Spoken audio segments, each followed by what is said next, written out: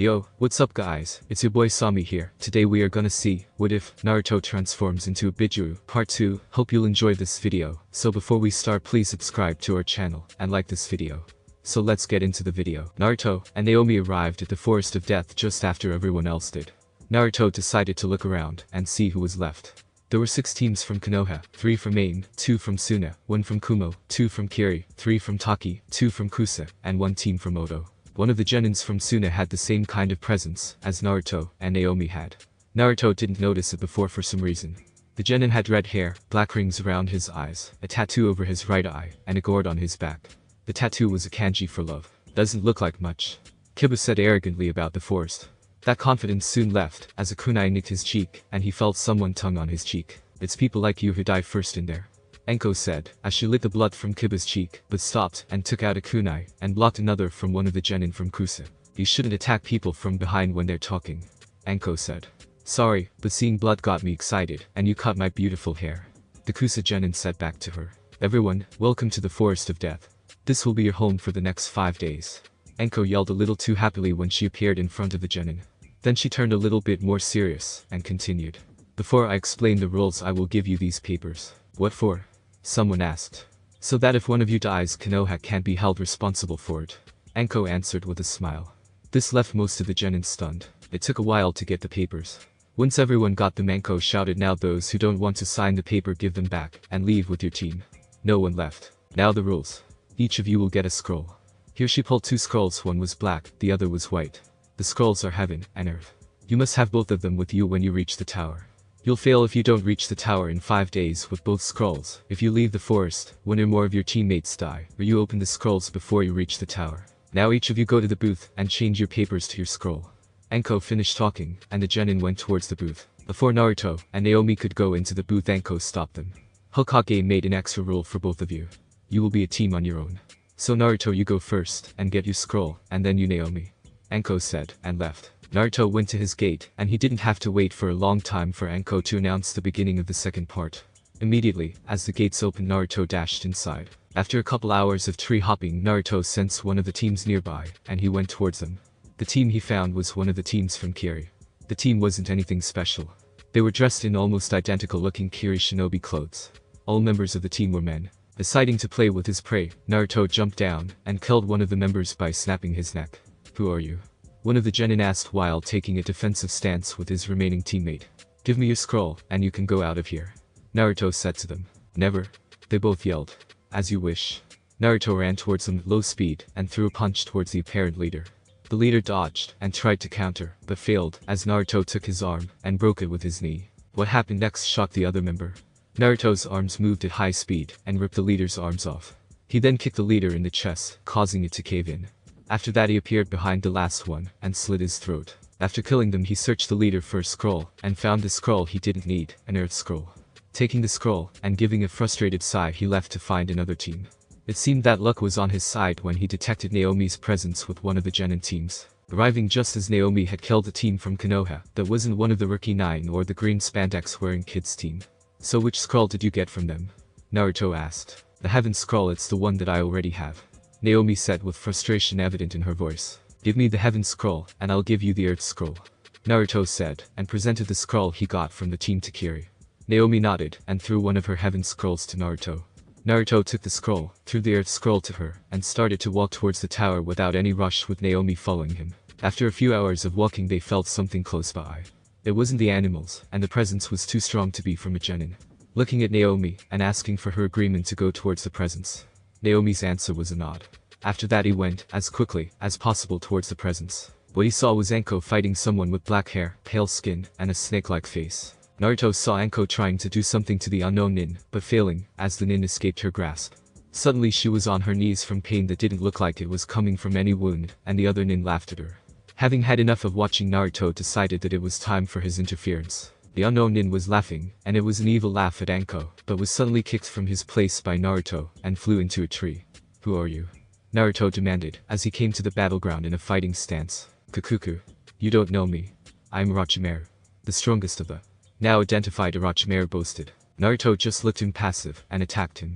This time Orochimaru managed to dodge the attack, but wasn't prepared for a kick that came from behind, throwing him into a tree again, except this time Orochimaru managed to put his legs toward the tree, and not crash into it. He looked around to find the one who kicked him. The attacker was Naomi, not that he knew her. "So you came too?" Naruto said to Naomi, who jumped to his left. "I couldn't let you have all the fun." Naomi answered with a bloodthirsty smirk on her face. Their little talk was interrupted by many snakes that came from Orochimaru's sleeves. Naruto jumped right, and Naomi jumped left to dodge the attack. When they landed, they immediately went towards Orochimaru, trying to corner him with kicks and punches, but he was slippery as a snake and dodged almost all of their hits. Punch from the left, kick from the right, the kind of attacks Naruto and Naomi did against Orochimaru, who managed to dodge almost all of their attacks. Seeing an opening, Naruto went in and kneed Orochimaru to the stomach, which created another opening that Naomi took advantage of. Naomi ran towards Orochimaru and threw a punch to his temple, and Orochimaru flew again. "Well, too bad I can't stay here to play with you two, so goodbye," Orochimaru said with a chuckle when he got up from his short flight and dissolved into mud. "Damn it. How can he escape like that?" Naruto shouted in rage. "No idea," Naomi said to him and put her hand on his shoulder. During the fight, Anko tried to stay awake despite the pain and succeeded. The fight caused her to go wide-eyed. No one knew that no one except the other could fight her old sensei like that. She could feel her strength leaving, and she fell blissfully unconscious with final thoughts. "How strong are you, Naruto Uzumaki?" Those thoughts were a little strange for her because she was one of the few people who had a rough idea of what Naruto could do because of their little spar before the exam. Hearing something hitting the ground behind him, Naruto looked and found Anko unconscious. "Let's go to the tower," Naruto said, and picked Anko from the ground and carried her with him. Arriving at the tower after 2 hours of traveling, they saw one of the teams from Suna going in. It was the team with the red-haired boy. Naruto and Naomi decided to wait outside for them to enter, so that they wouldn't have to fight them, which was the most probable thing to happen because of the bloodlust the red-haired boy emitted. After 20 minutes of waiting, they went inside. In the room they arrived had a text written on the wall. Naruto and Naomi didn't bother to read it, and just opened both of their scrolls and threw them to the floor. From the scrolls came a puff of smoke, and from inside the smoke came 2 Konoha shinobis. They both looked pretty ordinary. "So you two passed. Good job. Wait, is that Anko you're carrying?" One of them asked. "Yeah, we found her fighting in the forest against Orochimaru, so we decided to intertwine," Naruto answered like it wasn't a big deal. The shinobis were gobsmacked. These 2 civilians with ninja education had fought against one of them and survived. "You're lying," one of them said. "No, if I were lying I would have said that I beat him with my pinky," Naruto said back with a grin. Sighing, the other one said, "Take Anko to the top of the tower. Living quarters for proctors are there." Nodding to him, Naruto took Anko and went to the top of the tower with Naomi behind him. Finding Anko's room wasn't that hard. There was a sign on the door with the same text as the banner she put after the first part. They tried to open the door only to find it locked. Naruto could have kicked in the door, but he didn't want to. Anko would probably be pissed if he did it, finding no other way than to search her or wake her to get her inside a room. He didn't want to search her because that would probably also cause Anko to be pissed if she learned about it. After putting Anko down, Naruto said to her, "Anko, if you wake up, I'll buy you dango, as much dango as you want." Immediately Anko bolted up and said, "You better hold to that promise." "Of course I will keep my promise, but only after we get out of here," Naruto told her as Anko got up and dusted herself. "Did you carry me?" Anko asked. "No, I dragged you," Naruto said, voice drooping with sarcasm. "Very funny, but still thank you for carrying me," Anko said as she opened the door to her room. It was nothing. This time it was Naomi who gave the answer. After that, Naomi and Naruto went to search their room. The next 4 days were boring. There wasn't much to do in the tower for Naruto and Naomi except stay in their room and cuddle. But right now the second part is just ended, and all the genin who passed were taken to a room. The teams that passed were Sasuke's team, Hinata's team, Shikamaru's team, the gray-haired nin's team, the team from Suna that came before Naruto, Green Spandex team, and a team from Odo. Naruto noted that Sasuke was holding his shoulder like it was in pain. He noted nothing else out of the ordinary. Just as he had finished his observations, Hokage started to talk about the true meaning of the exam. He told the genin that the exam was meant to replace war. He was about to say something, but was interrupted by a sickly-looking man. "Excuse me, Hokage-sama, but wouldn't it be better if I would explain the rules for this part of the exam? I'm after all the proctor," the sickly-looking man asked, coughing after every few words. "Not at all, Jekm-san," Hiruzen said with a good-hearted chuckle. "Now my name is Jekm-hade, and I'm the proctor for the 3rd part of the exam. Is there anyone who wants to quit? If you quit now, your team will not be disqualified." Only one raised his hand. It was the gray-haired one. He said something about not having enough chakra to continue. "It seems that there are still too many of you here, so we must have a preliminary round before the actual part," Jekm said, coughing here and there. The genin teams from Konoha, except gray-haired one's team, yelled something about it being unfair. After they quieted, Jackman continued, the board will randomly pick 2 fighters. When they are chosen, they will come down from the balcony and get ready to fight each other. The board then came from the ceiling. The board flashed, and the names on it were Naomi and Sasuke Uchiha. Would Naomi and Sasuke Uchiha come down here? Jackman shouted. Even though Sasuke held his shoulder like it was in pain a moment ago, he still had the arrogant smirk on his face. You should prepare to lose. No one can beat the Uchiha elite like me, Sasuke said, and the arrogance could almost be tasted in the air as he took a fighting stance of his clan. Narrowing her eyes, Naomi said back, coming from a member of a clan who were all beaten by a single man. Really big elites. That comment caused Sasuke to see red and charge her before Jackman had even begun the match. Sasuke's punches and kicks were sloppy because of the rage coursing through him. He tried to hit her in the stomach only for Naomi to sidestep the punch and grab the arm. With the hand tightly locked in her armpit, she threw him towards one of the walls. Sasuke maneuvered in the air and hit the ground just before he hit the wall. Suddenly Sasuke started to writhe in pain, and black markings started to spread from his shoulder. He tried to suppress it, but he couldn't. The promise of power was too great for him to resist. Hahaha, this is great. No one can beat me now, Sasuke shouted with an insane tone. Sasuke disappeared in a burst of speed and appeared next to Naomi with his fist cocked back. Just as the punch was about to hit, Naomi dodged and kicked him in the balls hard. Every male in the room winced when they heard Sasuke's high-pitched scream for his family jewels. After a few seconds of screaming, Sasuke fainted from the pain. When Sasuke hit the ground, Jackman came and announced Naomi as the winner. Only sound in the room was Sakura's screams for Naomi's death. Once Naomi was back on the balcony, the board flashed and a new set of names appeared. Naruto Uzumaki and Akado Yuroi come down to the arena, Jackman shouted. Akado came down slowly. He had a black mask that covered most of his face, and he also had black sunglasses. When both of them were ready, Jackman started the match. The one who started the match was Akado, who immediately grabbed hold of Naruto. Everyone saw that Akado suddenly started to writhe in pain as his skin started to peel off. Akado tried to get out, but Naruto wouldn't have it. It took about 30 seconds before Akado fell to the ground without his skin. After that, Jackman announced Naruto as the winner. Everyone was stunned by the match. Naruto didn't do anything but stand there, and Akado just died by touching him. Naruto felt everyone's eyes on him as he came up to the balcony. What? There's something on my face, he asked. Everyone except Naomi faltered at his question. No, there isn't something on your face, but how did that Akado dude's skin peel off like that? Kiba asked. Oh, that. Akado tried to drain my chakra, but he didn't know that it was corrosive, Naruto answered sheepishly. Before anyone could say anything to that, Jackman shouted, would Kiba, Inuzuka, and Sai come down here? Hearing their names, Kiba and Sai, who was the third member of Hinata's team, went to the floor, Kiba wearing an arrogant smirk, but not as big as Sasuke had. Sai had his normal fake smile on his face. After Jackman started the match, Kiba ran towards Sai and tried to punch him, only for Sai to jump as far back as possible. When Sai reached the wall, he took out a scroll, ink, and a brush from his backpack and started to draw something fast. He finished just as Kiba started to go on another offensive. When Kiba approached Sai, he was attacked by 2 tigers made from ink.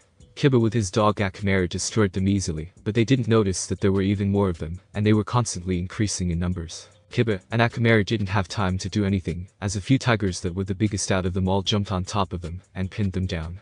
Sai then walked to where Kiba laid and took out his tan and put it to Kiba's throat. Do you surrender? Sai asked, still having his fake smile. Kiba yelled never. Sighing, Sai hit Kiba so that he would pass out. It seems that I won, isn't that right, Proctor-san? Sai asked. Jack nodded and came down to announce the Sai winner. Next names were Hinata Hyuga and Niji Hyuga. Jack ordered Hinata and Niji to come down.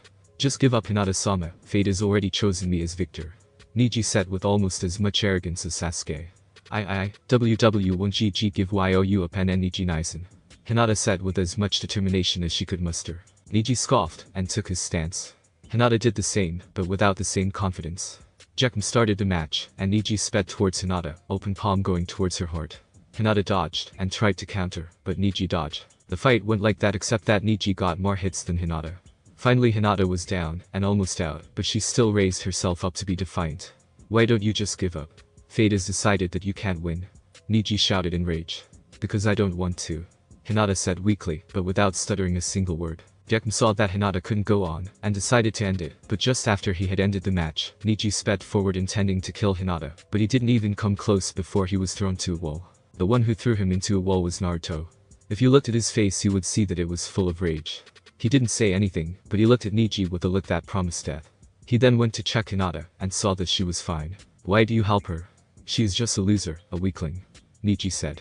He was in a bad shape after being thrown to the wall. She could have finished the match before it even started by using that seal on your forehead, but she decided against it. Meaning she wanted to fight you on equal ground, and remember Neji, fate doesn't hold some people back. Neji knew that if he would fight Naruto he would have to give it all he got. And rest of the fights are the same, as in canon, so I'll just skip them. Now that all of the participants had fought was the time to announce the third part.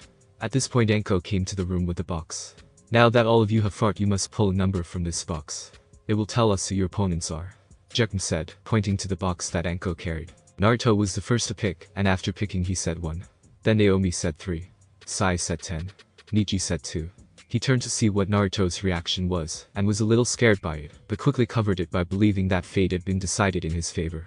Naruto's reaction to Neji's number was a sadistic smirk on his face. Shino got number 5, the Raidid from Suna who had been identified as Gar, because the match had number 4, Shikamaru had number 7, and the other male from Suna his name was Kankuro got number 6, the female from Suna her name was Tamari got number 8, and finally the only genin from Oto whose name was Dosu, got number 9. Now the matches will be, first match Naruto Uzumaki against Neji Hyuga, second match Naomi against Subaku no Gar, third match Shino Aburam against Subaku no Kankuro, fourth match Shikamaru Nara against Subaku no Tamari, and the last match Sai against Dosu Kanuta. The matches will be held next month, so practice a lot. Dismiss. Jekm said to them. Sun shone from the window waking Naruto and Naomi. Naruto rose up while cursing the sun, and then went to the shower with Naomi following him there. After coming out of the shower refreshed Naruto and Naomi ate breakfast, dressed, and went towards the stadium where the last part of the exam was being held. They knew where they needed to go because halfway through the month an Anbu member came and told them where the third part was going to be held. The stadium itself wasn't anything out of the ordinary. It had rows upon rows of seats, and on both sides of the stadium were booths. They were meant for cages and daimyos. The arena part of the stadium had few trees, and the ground was made of dirt with few patches of grass here and there. Almost all the seats were taken, and the booth for daimyos was full with daimyos from Hai-no and Kei's-no, along with their bodyguards that consisted of over 20 samurais. In the cage booth were Hokage and Kazukiage, both with 4 bodyguards. Naruto saw all this when he walked with Naomi to the balcony where the fighters were staying. My name is Genma Shiranui, and I'll be the proctor for this part because Hayate-san is unavailable for unspecified reasons. Gemma said fast so that the hopefuls wouldn't question Hayate's disappearance. This will be a tournament like many of you probably guessed, but even if you win you might not be a. To become you must show the judges that you have the necessary skills, he said. He then pointed at Naruto and Naomi. If one of you wins then you get a prize, as you aren't ninjas loyal to a village. The prize is a normal A-rank mission's pay. Now there have been some changes in the schedule, as Dosu Kanuta was found dead last week. The matches will be the same except that Sai will fight the winner of the 4th match. The matches will start in half an hour from now. Gemma said, and went to the arena to show that they were ready to begin. The half hour went quickly for Naruto, as he thought of plans for his battle with Neji, and for the invasion. He planned to beat Neji without showing any of his more powerful techniques, and in the invasion, he knew that Orochimaru would fight the Hokage, so he would go and join him in the fight. Would Neji Hyuga and Naruto Uzumaki come down here? Gemma said with a louder than normal voice. Naruto jumped from the balcony while Neji walked the stairs down with as much arrogance as he could muster, not knowing that it would end with his defeat. You should give up while you can. Fate has already decided the victor. Neji's talk about fate was starting to annoy Naruto. It's you who should give up if fate has already chosen the victor. I know you can't beat a group of and alone like I can. Naruto said quietly so that only Neji would hear him. Neji scoffed and took his stance. Naruto took a relaxed stance, not looking like he was expecting a fight. Gemma looked at them and started the match. Neji immediately went towards Naruto and sent a palm strike to where his heart was located. Naruto dodged it and went to counter it with a punch towards Neji's temple. He dodged it but wasn't ready for a kick that suddenly came from Naruto and hit him in the ribs. Neji had arrogantly believed that he wouldn't need to activate his Byakugan. But when he was kicked from behind he quickly activated it while holding his hand on his ribs. It didn't take long till he could get back into his stance. He noticed that Naruto was made of chakra and that he had so much chakra that Neji had to tone down his Byakugan. He dismissed the chakra by thinking it was some that made armor out of his chakra.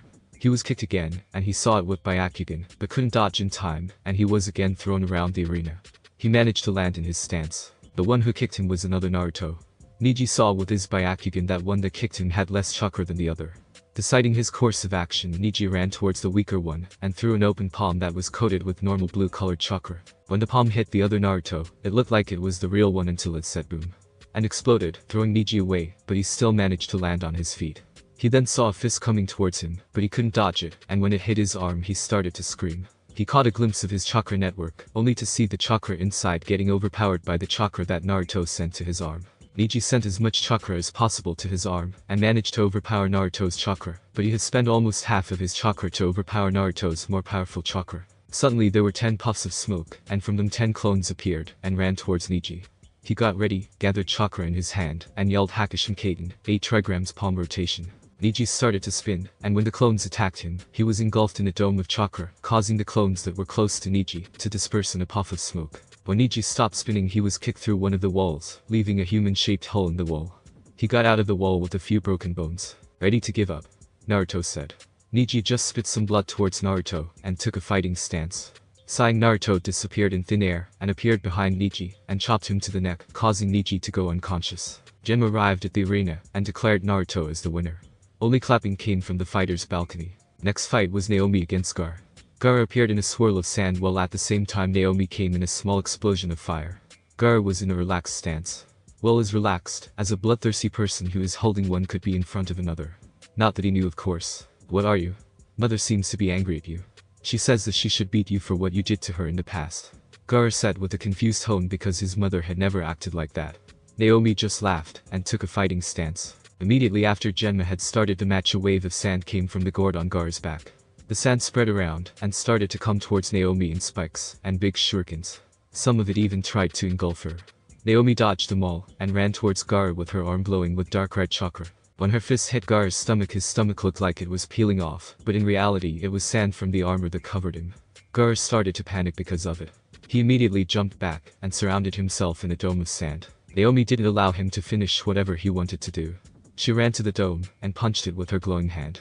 The dome shattered on contact with Naomi's fist, leaving a stunned Gar. It was hit by Naomi's glowing fingers to the stomach, where the armor still hadn't repaired itself. When Gar started to go unconscious, he didn't feel the pull that came with Shikaku, also known as a chippy, trying to take control of his body. Tamari and Kankuro were afraid that Shikaku would take control, but saw that nothing was happening. Gem arrived and proclaimed Naomi as the victor. She then went to the balcony and went next to Naruto. Next fight was Shino against Kankuro, but it didn't happen, as Kankuro surrendered before the fight even began. The next match was Tamari vs Shikamaru. Gemma came quickly and started the match. I'm going to skip the next match, as it's the same as in canon. The match took a few hours, and in the end Shikamaru surrendered. He said that his chakra levels were running low. Naruto knew otherwise. He sensed that Shikamaru had used little under half of his chakra, but decided not to say anything. The final match of the first round was Tamari vs Sai. As soon as the match began, Sai jumped back and took out his scroll, ink, and brush, and started to draw. Tamari jumped towards Sai and swung her fan, and a scythe of wind went towards Sai. Sai had just finished drawing when he had to dodge the wind scythe. From the scroll emerged 3 dragons made out of ink. They flew towards Tamari, who again swung her fan, causing another wind scythe to appear and go towards the ink creatures. The dragons were destroyed by the wind, but Sai had managed to create some tigers during that time. The tigers pounced towards Tamari, who did a quick Kawamori with a nearby branch. She sent even bigger wind scythe towards the tigers, and immediately after sent many smaller scythes towards Sai. Sai dodged them, and hundreds of snakes emerged from the scroll, and they went towards Tamari really fast. Tamari managed to destroy them with a well-placed hit using her fan as a club. She then went close to Sai, and threw the biggest wind scythe she had made during the exam towards Sai. Sai was too close to dodge it, but he did manage to weaken it by his own chakra, so that it would cut him, but it still threw him into a wall behind him. The hit caused him to go unconscious. Gemma came and announced Tamari as the victor. Now that the first round of the exam has been done, there will be a half-hour break. Use this time to go to the bathroom and purchase some snacks, Gemma announced. The half-hour break was over quickly, and the next match was going to be Naruto vs Naomi. Gemma called them and asked if they were ready when they took their stances. They both nodded, and, as Gemma started the match, they immediately sped towards each other. Naruto kicked towards Naomi's head. Naomi ducked and punched Naruto's stomach. Naruto pushed it away and countered. The fight went like that for a good half hour, with neither of them getting any good hits. Want to kick this up a notch? Naruto asked. Naomi nodded, and then she and Naruto did a hand seal. After a second they both glowed, and presence appeared that caused the spectators to have a hard time to breathe. It felt like someone was taking all the air out, and it also felt like the gravity had suddenly increased. The presence came from the chakra that they both emitted. The amount of emitted chakra was so great that it could actually be seen. Then, as suddenly as it had begun, the presence left, but Naomi and Naruto still glowed. Then they just disappeared, and appeared in front of each other with their fists cocked back. Then they punched their fists hit each other's, causing a sonic boom, though neither of them moved. Then they disappeared, and appeared in the arena exchanging hits with each other. Neither of them looked like they were winded at all. This went on until Naruto's hand glowed with his dark orange chakra, and punched towards Naomi even though she wasn't near him. When he started to pull his arm back, a fist made out of chakra went towards Naomi, who dodged it by a well-placed Kawamiri. When the dark orange fist hit ground, it left a crater that was 5 meters wide and deep. They would have continued, but they felt they were trying to affect them. It wouldn't work because they were beings made out of chakra, causing them to lose their effectiveness. So it has begun, Naruto said, and jumped to the booth where the cages were. When he reached the booth, there was an explosion of smoke, and Hiruzen and Kazukiage jumped on the roof of the stadium. He saw that Temari and her siblings took Gar and left in a hurry. Naruto then followed Hiruzen to the roof. Naruto arrived on the roof just as 4 people jumped on the corners of the roof and erected a purple barrier. Naruto saw that it was a bad idea to touch the barrier, as one of the Anbu hit it and was burned, so that not even ashes remained. At the same time, Naomi was fighting against a thing that looked like a horrible experiment gone wrong. It had 6 arms, and most of them were deformed in some way. It had purplish skin and 2 heads. One of the heads had 2 mouths and 1 eye, and the other had no mouths, 1 nose, and 3 eyes. It screamed and ran at Naomi with speed faster than an elite could. It threw 3 of its arms towards Naomi, who dodged them. She then breathed a fireball that hit the creature to one of its heads, burning it so badly that it melted. It only took a few seconds before it had somehow regenerated the head back and grown bigger. "You're a tough guy, aren't you?" Naomi asked sarcastically, and went back to the fight. Back on the roof, the fight was going badly for Orochimaru. He tried to summon the past Hokages with Ito Tensei, but Naruto used his knowledge of them to stop them from resurrecting, so now Orochimaru had to fight by himself against Naruto and Hiruzen. Orochimaru was pissed by the failure of his plan. He tried to punch Naruto, who ducked, coated his hand with chakra, and grabbed both of Orochimaru's arms, causing them to burn, destroying both the nerves and the chakra network. Orochimaru screamed and jumped back. He called his subordinates to retreat. They came from their places in corners of the barrier, causing it to break. Naruto didn't want him to escape, so he jumped at him with his fist cocked back, but Orochimaru managed to perform Kawamiri without hand seals. The one who took his place was a red-headed girl from Orochimaru's bodyguards. "Bastard," she said weakly before she went unconscious, as she took Naruto's strongest punch to her stomach. Naruto was a little shocked by what happened. He thought that Orochimaru would have substituted himself with an object, not one of his subordinates. When Naruto got out of his shock, Orochimaru was already too far away to pursue easily, so he went to help Naomi with the creature. During the fight with Orochimaru, Naomi had destroyed almost all parts of the creature, but it just regenerated everything back, and grew bigger every time it had some part destroyed. She had just destroyed it again, and she jumped back as she saw Naruto coming. "How's it going?" Naruto asked. "Bad. I can't use my true strength, otherwise people would discover that I am Kyuubi. And this bastard just grows bigger every time I destroy it," she answered, as she looked at the creature that had almost regenerated completely, and stood as tall as some of the summons. "I can do this, please go, and help to deal with any stragglers," Naruto said, and went forwards to kill the creature. He tried many different things like burning it, electrocuting it, slashing it to pieces, smashing it, and using his chakra's corrosiveness, but nothing worked, so with a sigh he jumped back, and covered himself in a cocoon made out of chakra. The cocoon grew in size till it enveloped the whole stadium. Everyone who saw the cocoon were in a silent awe, and started to panic when they saw it breaking, not knowing what kind of monster would come out of it. Suddenly it broke, revealing a giant dragon, easily the size of Kyuubi, maybe even bigger. It had a tail that could go from the other end of the stadium and reach the other end, and it still wouldn't be its full length. The dragon had 2 pairs of wings, each looked like they were made out of scales that looked like they could take the strongest of and would still be undamaged. The scales that covered the dragon were black as the night sky without the stars, and from below the scales a faint dark orange glow emanated. Its head had some white scales in it. Dragon's talons were longer than 2 normal adults combined, and they were blood red in color. If one could look into its eyes, they would only see black that was even blacker than the scales, and a red pupil with a vertical slit going through it. It had 3 horns on its head, 2 on the top, and 1 on its snout. Naruto, who of course was the dragon, opened his mouth and breathed blue flames towards the creature. It still looked the same, but it was half the size of Naruto. The creature dodged and punched Naruto to the jaw. Naruto's head snapped up by the power of the punch, but nothing else happened.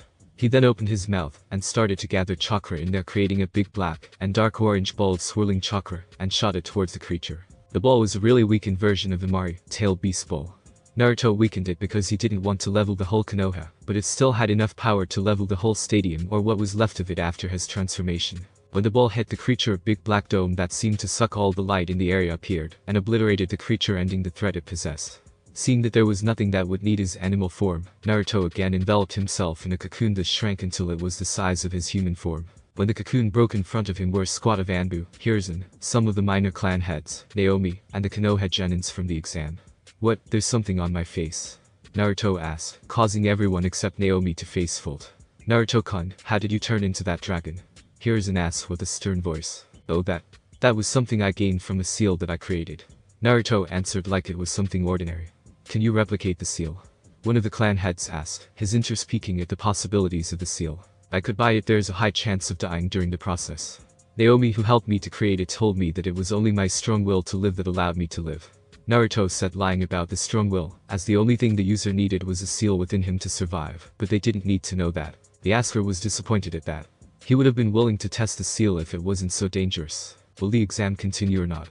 Naruto asked, suddenly causing everyone including Naomi to face fold. No, you idiot. They won't continue, as you destroyed the stadium. Naomi said, and punched Naruto on top of the head. So can we go now? Naruto asked after recovering from the punch. Yes you could, but then you wouldn't get the reward that comes with being there to help to fight the invasion. Hiruzen said. Naruto nodded, and went to look for any stragglers to kill with Naomi following his example. Clearing the rest of the village from invaders didn't take longer than 2 hours. The damages of the invasion were some holes in the wall, and in some buildings that got hit by some. Also the stadium was destroyed. The losses from Konoha were little over 100 civilians, and about the same amount of shinobis. The invaders lost over 90% of their army during the first hour, and the rest during the second hour. Only about 100 got away. By the next day Naruto and Naomi stood before Hiruzen in his office. He gave them a speech, and an S-rank missions pay for their defense of the village, and delivering the details of the invasion. After getting their pay they left Konoha to wander around the country. They traveled around destroying any bandit camp that came in their way, and soon both of them were in the bingo book as S-rank shinobis for destroying over 100 bandit camps, and killing many an S-rank missing nins. Chapter 8. It has been a month since Naruto and Naomi left Konoha. At this moment they were destroying a bandit camp near a city called Tanzakugai. Naomi-chan, should we stop by in Tanzakugai? Naruto asked, as he ripped the head off from one of the bandits' shoulders. I heard that there were good casinos. And I know how much you love gambling. Naomi said, finished her hand seals, and breathed a giant ball of fire. Naruto got excited, and started to kill the bandits faster. It wasn't a well-known fact that Naruto loved gambling, as he rarely lost. He was thrown out of many casinos, as he had emptied them. So they cleared the camp quickly, killing over 50 bandits each. They arrived in Tanzaku with all the loot they could gather from the camp, and sold it. With the money that they got they went to a nearby casino. They heard that there was a big poker tournament starting there soon. The participants were a blonde-haired woman with large boobs, and a green jacket with a kanji for gambler on its back, a bald big muscled man, a woman with short brown hair, a short fat man wearing a suit, and a man in a formal kimono. Naruto went to the table, and joined in on the tournament. The game was more than likely going to be Naruto's victory, as all but one had quitted. Only one left excluding Naruto was the blonde woman who despite her losses, could play for a long time because for some reason she had more money than some clans. How about we up the stakes? Naruto suddenly asked. The blonde woman whose name was Tsunade thought, and responded sure, why not? What are you going to bet? Naruto didn't need to think long. If I win I get that necklace, and the money on the table, but if you win I will give you all of my money, and be your servant for a month. Naruto said with a cocky smirk. Tsunade thought about it, and accepted, causing her assistant to look terrified. But Tsunade-sama, that is a priceless heirloom, and you do remember that it's cursed. She whispered to her. Shizen, I know, but I feel like I will win this. Tsunade said, and put the necklace on the table. Naruto just grinned. The match ended in Naruto's favor, but only barely. He thanked Tsunade for the necklace, and was about to leave when someone came, and yelled Tsunade's name. Naruto turned, and saw that it was a man, who was closer to 50 years old, and had really long white hair, and a hit eye with 2 horns on the sides, that had kanji for oil. Naruto recognized him as Jiraiya the Toad Sage. Then it hit him where he had heard the name Tsunade. It had been nagging him for the tournament. She and Jiraiya were part of the. Jiraiya went next to Tsunade, and asked if she would be the 5th Hokage, as Hiruzen started to be too old. Tsunade outright refused, and even called the Hokages fools. Naruto got angry because of that. Naruto may not want to be Hokage, but he still held them in great respect, even his father. Tsunade, I give you a deal. I fight you, and if I win, then you must be Hokage, and if you win then you get this necklace back. Naruto said. Deal, but to make it more interesting I will only use one finger to beat you. Tsunade answered arrogantly. Naruto smirked, and went outside to a nearby alleyway. There he took a fighting stance, and motioned Tsunade to start. Tsunade came towards Naruto with a finger flick that he dodged, and it hit the ground causing the earth to crack. Naruto intentionally widened his eyes to appear surprised. Tsunade used this moment of distraction to use another finger flick that hit him. There was silence, as the finger hit. When it hit Naruto's head it exploded, but nothing came out. No blood, no brain tissue, nothing, even his body didn't fall. Tsunade was shocked. Someone took one of her flicks, and didn't even try to dodge. She looked at Naomi, who for some reason didn't show any emotion. Damn, that hurt. Tsunade whipped around, and saw Naruto holding his head like it was in pain. What? How did Yuji grow your head beat back? Tsunade yelled. So, shall we continue? Naruto asked, not caring to answer Tsunade's question, and went into his stance. Tsunade shook her head, and again tried to flick him, but Naruto dodged, and punched her stomach, causing her to double over. Tsunade recovered fast, and threw a punch that Naruto dodged. You lost. Naruto said. What? I can still fight. Tsunade said. Yes, but you use more than one finger. Naruto said back. Tsunade was shocked. She had forgotten that part of the bet, and now she had to go back to Konoha, and be the Hokage. With that done, Naruto went back inside, and started to play blackjack, leaving Naomi, Jiraiya, Tsunade, and her apprentice outside. You will hold your end of the bargain, Tsunade-san. Naomi said with a glare, and went inside with Naruto. Tsunade stood there for a good 20 minutes before she shook her head, and went back to her hotel room, muttering something about annoying bets. Shizune followed her immediately, and Jiraiya went to do what he always does. It seems that I must get her answer sooner than I anticipated. A mysterious person thought after Tsunade had left. In the morning, after Naruto had done his morning routine and eaten breakfast, he felt a surge of chakra coming from outside the town. He ran to his and Naomi's room, and saw that she was already up and in full gear. Naruto took his own gear, nodded to Naomi, and the both of them went towards the chakra surge. They arrived there to see Tsunade, her assistant Shizune, and Jiraiya fighting against Orochimaru, and a grey-haired ninja whose name was Kabuto. He had been in the exam, and was the only one who quit after the second part. Orochimaru was standing on a giant snake with Kabuto. Jiraiya was on a large toad that wore armor that looked like it belonged to a samurai, while Tsunade stood on top of a huge slug. Naruto and Naomi decided to watch what would happen.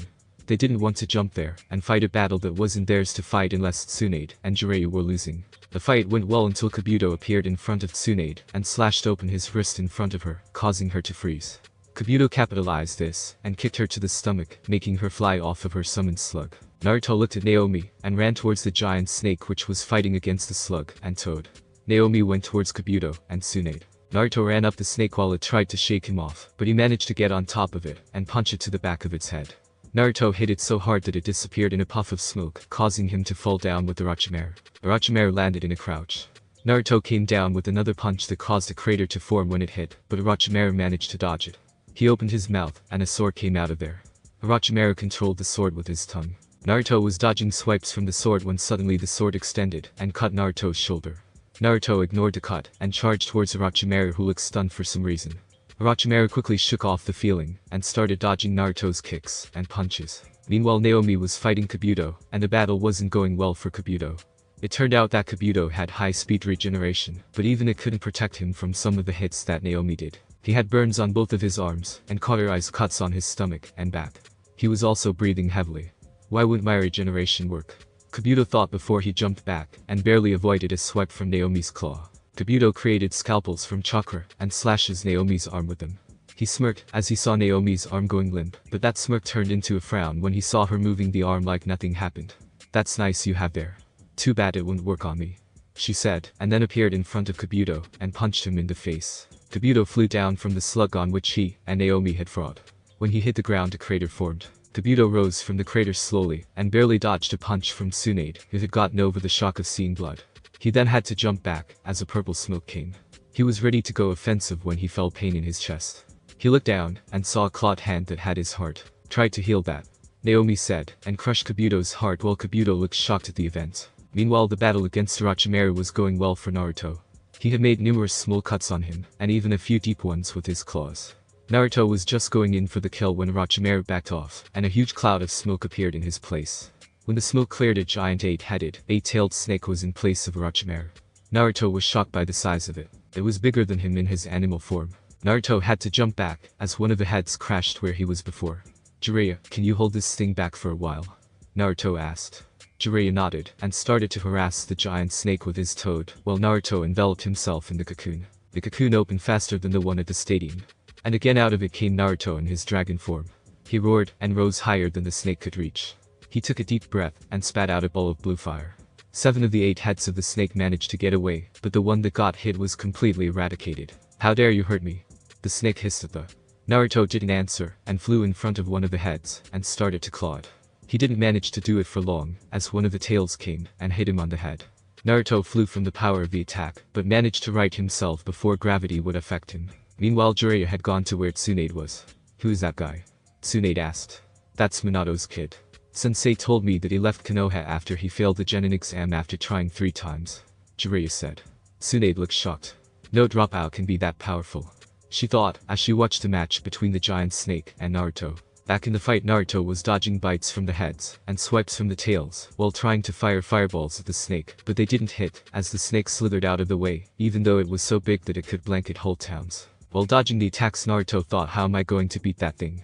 I can't use Amari, as the low-powered one wouldn't kill it, and if I use the stronger one only Naomi would survive.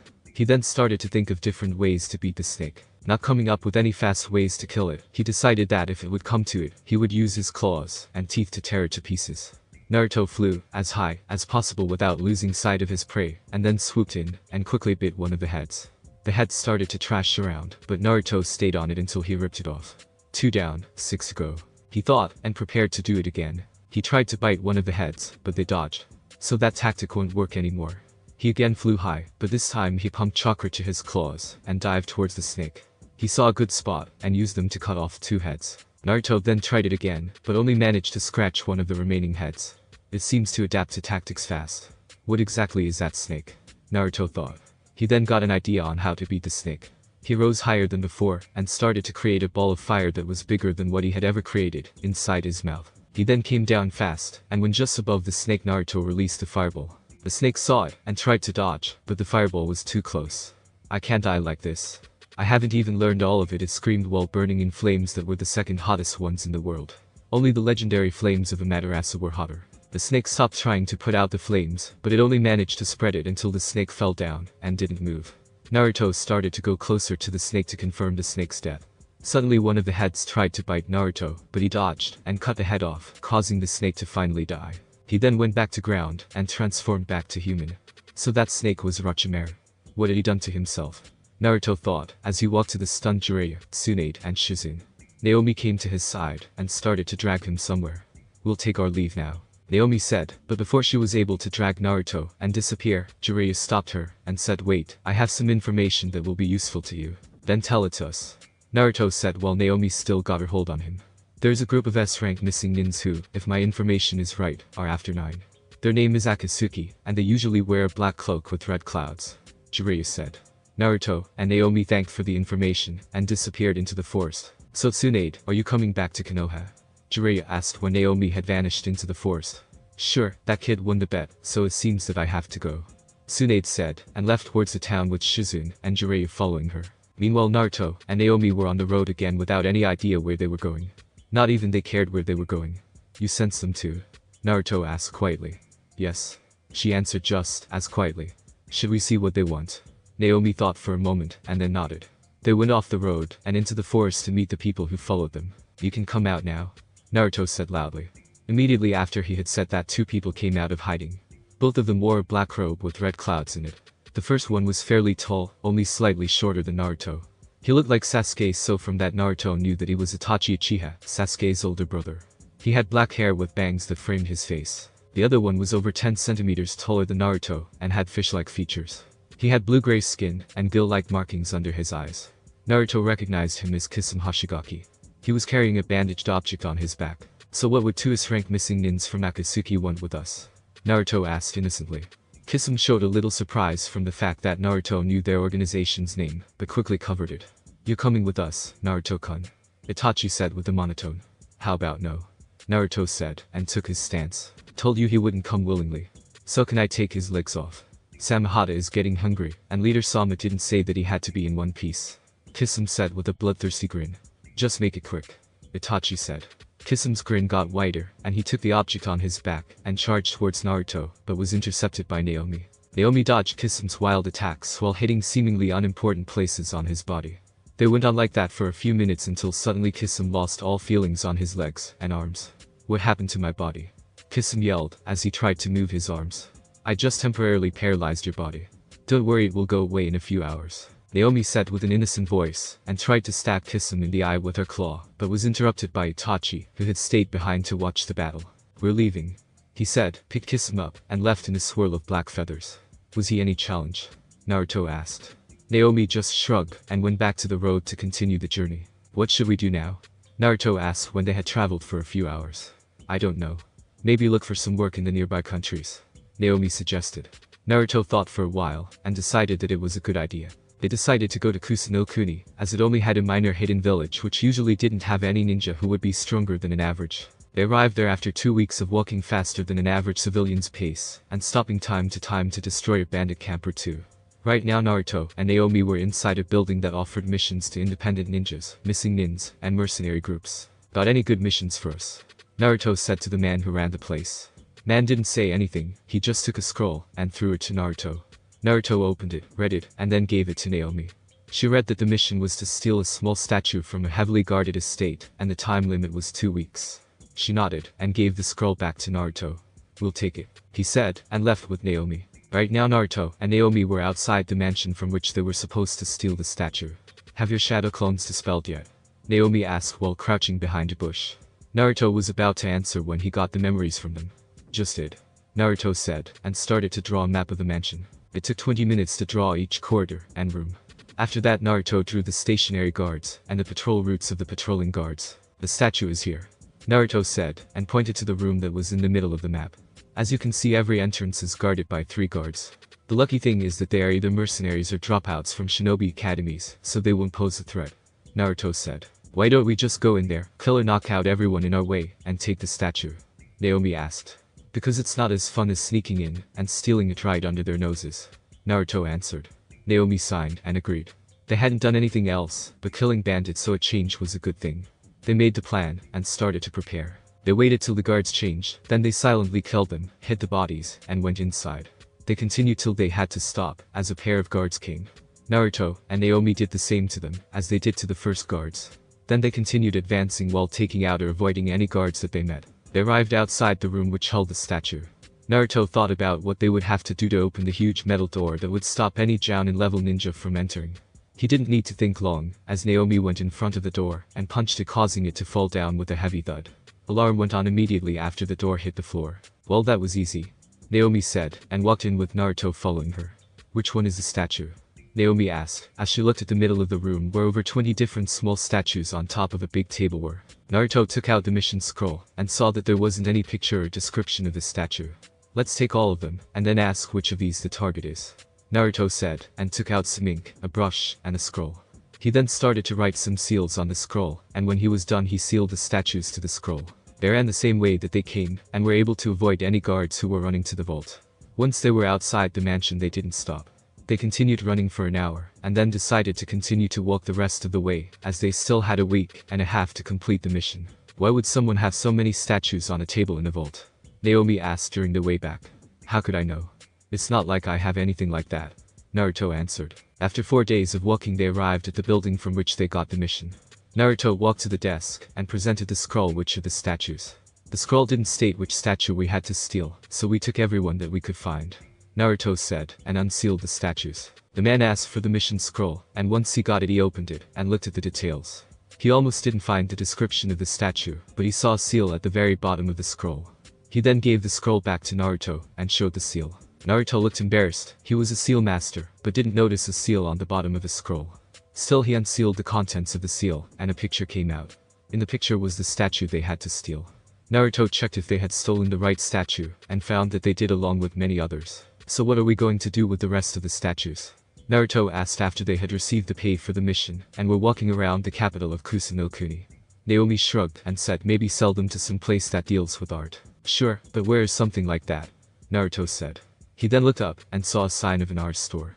Well, here's one, Naruto said, and walked in with Naomi following him. Hello, how can I help you? The clerk said. He was an old man with a long white beard and a bald head. We would like to know how much these statues are worth, Naruto said, and unsealed the statues. Well, you're in luck, as my specialty is statues, the clerk said, and took a good look at the statues. Where did you get these? The clerk said. They were from a mission that we did. Why, is there something wrong? Naruto answered. And no, nothing's wrong. It's just that these statues have been thought lost after they were stolen 20 years ago, the clerk said with enthusiasm. So they're really expensive? Naruto asked. Yes. All of these statues are probably worth 2 or 3 million ryo. The clerk said. Naruto and Naomi were stunned. That much money for 19 statues. Any chance that you might have the money to buy these? Naruto asked, even though he knew that it was not likely. Yes, I have, as I just sold a few expensive statues for some noble whose name I didn't learn. So do you want to sell those statues? The clerk asked, which Naruto nodded. Wait here so I can get the money. Clerk said, and went to the back of the store. He came back after a few minutes with a big pile of cash. Naruto took out a scroll from a pocket on his pants and sealed the money inside the scroll. They then thanked the clerk and left. So where to next? Naomi asked outside the store. How about we go see how the wave is doing? Naruto suggested. Good idea. Naomi said, and started to walk towards Nami no Kuni. Give us your money, and no one gets hurt. A bandit yelled, as he jumped from the nearby bushes with a few dozen other bandits on the road to Nami no Kuni. Whose turn is it now? Naruto asked, completely ignoring the bandits. Mine. Naomi said, and disappeared from sight. Where did she go? The apparent leader yelled before he was cut to pieces. The rest of the bandits were quick to overcome their shocks, and prepared to fight. Another was in pieces with no one seeing who did it. This continued until only 3 were left. They started to run, but before any of them could disappear they met the same fate as the others. When the last one had died, Naomi appeared next to Naruto with her hands covered in blood. Too easy, she said, as she cleaned her hands, and continued walking towards Nami no Kuni with Naruto. What do you think has happened to Nami after our last visit? Naomi asked after some walking. I don't know. Maybe they have gotten back to prosperity. Naruto guessed. They continued their way, only stopping in a town to gamble. It took them 3 weeks to reach Nami, and when they reached it, they saw that it was in fact prospering quite nicely. They walked to Tazuna's house, and when they reached it they saw that it was bigger than before. Naruto knocked on the door, and heard some footsteps coming closer. Once the door opened they saw that it was the Tsunami who opened it. Long time no see, Tsunami-san. Naruto said. Tsunami looked confused, and asked, do I know you too? Oh, I'm hurt. It wasn't even half a year ago when I was here, and saved this country, though I admit that I have changed a lot during those months. Naruto said. Tsunami stood there for a while, and then said, Naruto, is it you? Naruto just smiled, and said, yeah, it's me. Tsunami gave him a quick hug, and asked, why didn't you visit us before? Naruto smiled still, and said, I didn't have time to visit. Too many things have happened. Tsunami would have wanted to ask some more, but she was interrupted by someone shouting, Tsunami, who's at the door? Naruto recognized the speaker as Tazuna. It's Naruto. Tsunami shouted back at him. It took a few seconds before Tazuna was at the door. Tazuna looked at Naruto for a while, and then shook his hand. Who's she? Tazuna asked while looking at Naomi. This is Naomi. She's my girlfriend and traveling companion. Naruto answered. Naomi smiled and waved at them. Well, what are you standing there for? Come inside. Tazuna said. So, what has happened after you left here? Tazuna asked when Naruto and Naomi had sat down on the couch. Well, after I left, I searched for a nice and big cave where no one would interrupt me. Once I found it, I started to paint some seals on the walls, floor, and ceiling. It was that seal which caused my transformation. After I had used the seal, I found that a few enemy shinobis were outside the cave. I fought them, and won. Naruto took a slight pause, and continued. After that I met Naomi, and we quickly became friends. After that I looted the bodies of the shinobis, and found a letter which had plans for an invasion of Konoha during the exam. After that, Naomi and I spent 2 months training. Then I and Naomi went to Konoha to take the exam. Though we weren't in any of the hidden villages, we used an old rule which allowed our entry. We also told the Hokage about the invasion. Naruto took a breath and would have continued, but Naomi started to tell the tale. Then we did the first 2 parts of the exam easily. Then we had a month to train. After that we had a tournament during which the invasion started. We managed to repel the invasion, and then we left Konoha to wander around Hai no Kuni. After a few months we stopped in one of the towns, and fought, and killed 2 powerful shinobis, both of which were present in the invasion. After that we just wandered, and did some missions. After that we decided to come here. Naomi said. Tsunami and Tazuna were dumbfounded by this story. They were taken away from their shock when Naruto asked, so what happened after I left?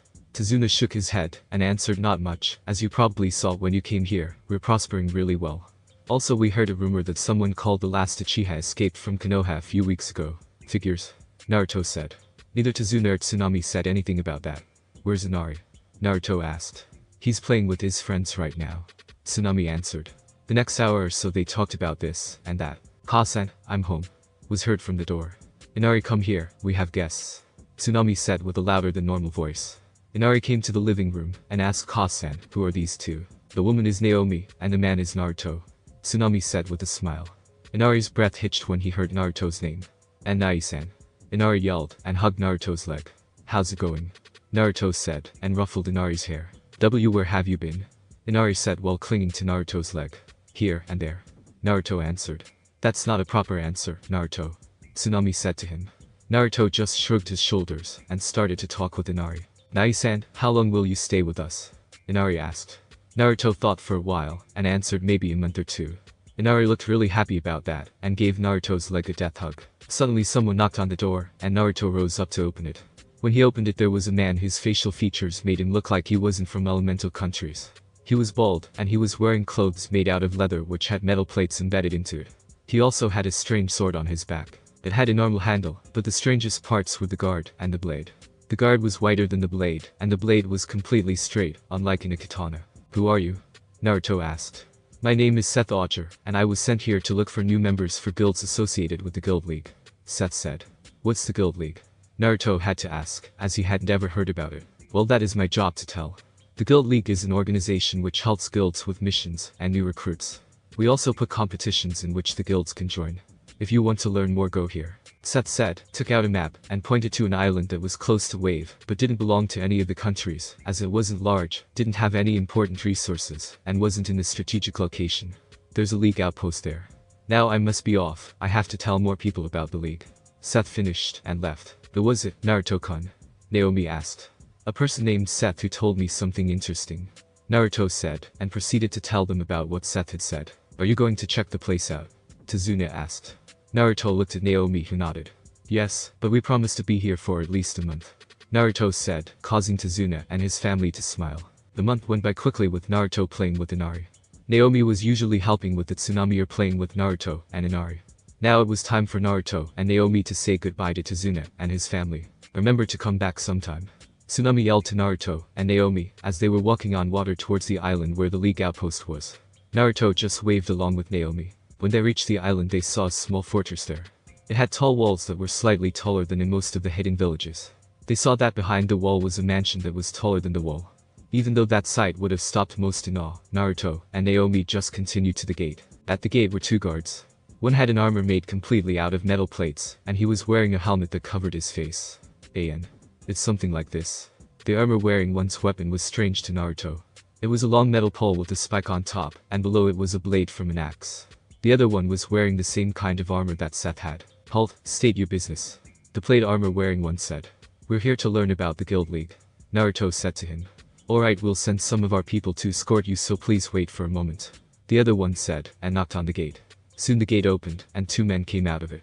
Both of them were wearing grey robes, and had some kind of staff on their backs. Follow us, we will lead you to our commander. He can tell you more about the league, one of them said, and motioned them to follow him. They led Naruto and Naomi to the mansion, and to one of the rooms close to the entrance. Commander will be here shortly.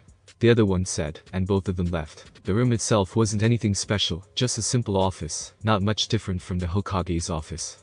There was little this and that on the shelves, and in the middle of the room was a desk and 3 chairs. 2 on one side, and the one on the other was luxurious looking. There was a door on the other side, and 2 windows. They would have continued to check out the room, but the other door opened, and a man came out. He was wearing clothes made from the fur of some animal, but Naruto couldn't figure out what animal it was made from.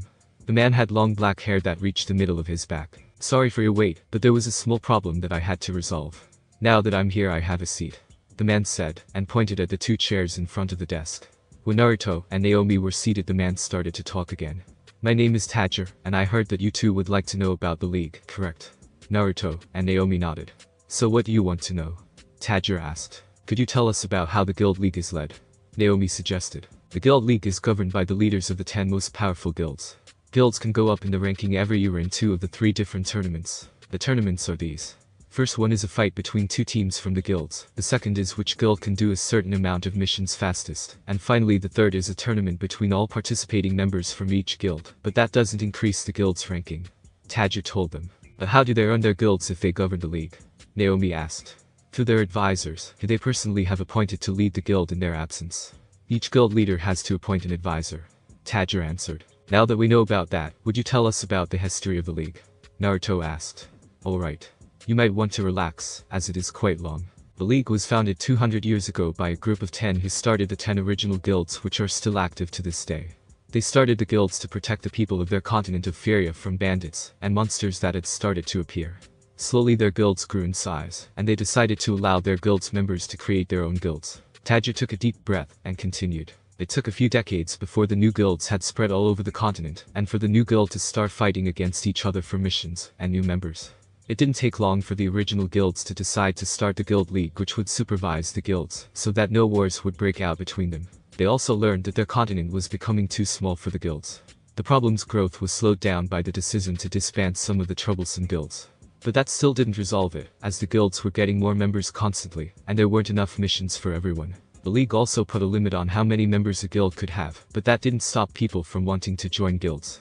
Finally, the situation was completely resolved when they received a mission from the biggest and the only country in the continent named Karn. The mission was to find new lands for colonization purposes. The league gave the mission to the largest guild. He took another deep breath. They found many island chains and a continent. The continent they found was bigger than the one from which they left, and it was almost completely covered in jungle. That continent is also my home. There everyone lived in small tribes, and many of them were quick to accept the guilds and the change that their coming brought. Of course, there were tribes that didn't like the change and started to attack the guild members, but they were quickly put down by the superior fighting strength of the guilds and a Karn. The continent was named Polyria. After many years of hard work, there were many prosperous colonies, and the guilds had more room to expand. It took 6 decades before the new continent was almost in the same situation as was the first continent. But before it happened, the league had decided to start enforcing the rules properly, and they managed to prevent the situation from becoming the same situation as before. 10 years later, the colonies on the new continent wanted to become their own country, but Akarn's king wouldn't allow it, and a war broke out. Both sides wanted help from the guilds, but the league didn't want to help either side, so the leaders of the league allowed the guilds to choose if they wanted to participate in the war. The war itself ended after 3 years of bloody fighting in the jungles and cities of Polyuria. The colonies, who named themselves as the Republic of Tarn, managed to drive the Karnian troops out of their continent. For the following decades, the league helped people in the Republic to expand in Polyuria by allowing guilds to be formed there. It was during those years that the league understood that it needed a headquarters that was in a neutral zone, so they themselves hired their own guilds to search for a place. He took another deep breath. You might ask why the guild league would need a headquarters. The reason itself is simple: to house all the records of accepted and completed missions, new recruits, and to hold the meetings between the leaders. Now back to the history. One of the explorers went north on her search, and amidst the frozen islands, she found an island that was as warm as the first continent on its summers. This caused her to stop at the island. She found that the island itself was big enough to house the league's headquarters, but the most interesting find was when she went to a cave with her team. Inside the cave were ruins, and inside of it was a machine of some kind that produced warmth to the island. She quickly went back to the league to inform them of her find. Once the league heard her story, they decided that that place was to be their headquarters. The construction of the headquarters was started a month after the island's discovery. But a month after the beginning of the construction, another explorer came back and told the league that he had found another continent which was completely inhabited. The league was excited about this discovery and sent messages to both the king of Akarn and to the Senate of Tarn. It took a week for the league to receive news about what the two countries had planned. They had decided to send diplomats to the new continent. Leaders of the league decided to send one person to tell them about the league and to ask if they wanted the league to expand to their lands. It took 2 weeks for the diplomatic team to come back to their respective governments, and both diplomats had managed to get trading agreements with the new country named Arcania.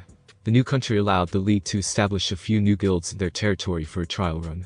It took 3 years before they allowed more guilds to be made in their territory. After that, there haven't been any major wars or discoveries, just some conflicts between the nations until 2 months ago when we discovered this continent and started to build this outpost. So, any more questions? Tadger asked. We can sense that you and everyone here are strong, but your chakra reserves are as big as a normal civilian's. Why is that? Naruto asked. That's because each continent developed their own unique powers. If I understand correctly, chakra is made from physical and mental energy. Naruto nodded, but didn't know where the conversation was going. Well, in Feria they manage to use physical energy to strengthen themselves, though it doesn't come without a cost. The cost is if the person uses it often, and in large quantities, they will get mutations that can be lethal. But if you can survive them, you will be more powerful. The natives of my home continent are able to change between human, animal, and hybrid forms. And finally, the people of Arcania are able to use the mental energy to create different effects like fireballs, but the downside is that they cannot make themselves stronger with it, and if they use it too much, they will either fall into a coma or become brain dead. Also, in Arcania there are certain crystals that allow objects to be enchanted with different properties, like a sword could be in flames. It was also noted that a person can't use both mental and physical energy. Everyone who tried died quickly. We still don't know why exactly this happened. Tadger explained. In which of these groups do you belong? Naomi asked. As I said before, my homeland is Polyuria, and I'm one of the natives, so I can change into an animal, human, and hybrid form, and I have received some training in the usage of physical energy. Tadger explained. There's one thing that has been on my mind from the time we got in is how we can understand you people if you came from a different continent. Naruto asked. Well, we found out that on each continent people spoke the languages that were similar to each other, so it was easy to translate them. Then there are the Arcanians. Some of them could use their ability to learn other languages easily from the person who speaks it, though I never understood how they do it. Tadger answered. Any more questions? Tadger asked. Naomi was the one who asked the next question. What kind of missions do the guilds do? The guild league accepts almost all the missions including assassinations if the guild wants them, but only one per month. Then there are the normal kinds like destroying a bandit camp, defending a village, escorting a caravan, and other missions like that. Tadger explained. Now I have a question for you too. Would you like to join an existing guild or create a new one? Thanks for watching my video, leave a like if you enjoyed my video, and also do consider subscribing to my channel for more awesome content. See you next time, till then sayonara.